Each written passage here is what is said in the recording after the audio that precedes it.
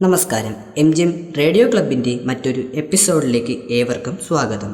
ഞാൻ എയ്ത്തടിയിൽ നിന്നും RJ നീരജ്. മലയാളത്തിലെ പ്രശസ്ത കവിയായ ശ്രീ ONV കുറുപ്പ് രചിച്ച കവിതയാണ് പാഥേയം.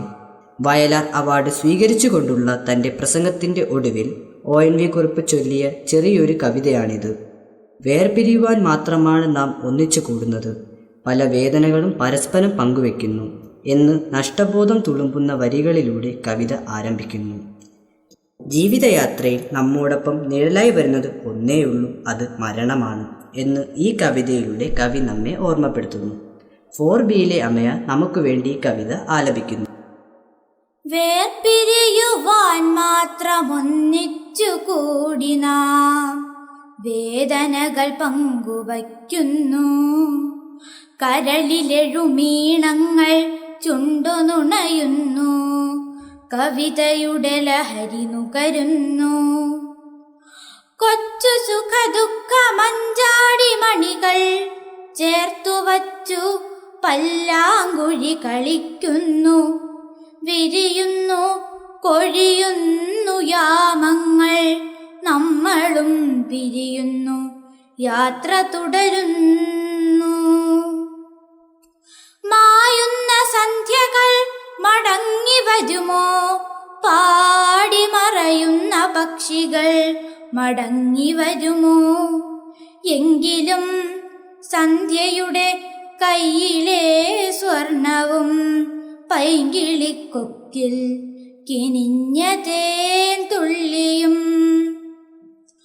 പൂക്കൾ നെടുവീർപ്പിടും ഗന്ധങ്ങളും മൗനപാത്രങ്ങളിൽ കാത്തുവച്ച മാധുര്യവും, മാറാപ്പിലുണ്ടെന്റെ മാറാപ്പിലുണ്ടതും പേറി ഞാൻ യാത്ര തുടരുന്നു.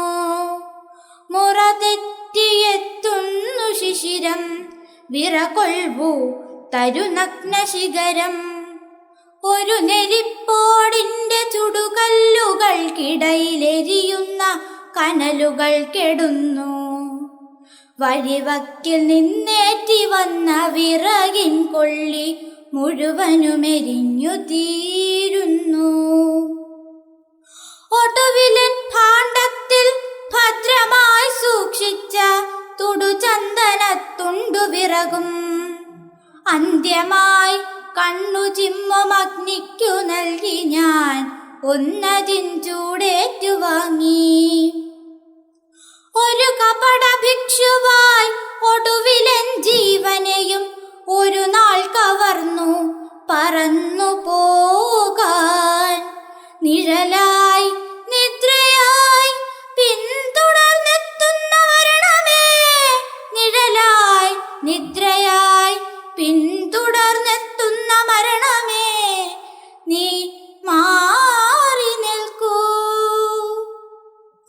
അതിനു മുൻപൊന്നു ഞാൻ പാടട്ടെ, അതിലെന്റെ ജീവനുരുകട്ടെ, അതിലെന്റെ മണ്ണു കുതിരട്ടെ, പിളുർക്കട്ടെ, അതിനടിയിൽ ഞാൻ വീണുറങ്ങട്ടെ, അതിനടിയിൽ ഞാൻ വീണുറങ്ങട്ടെ.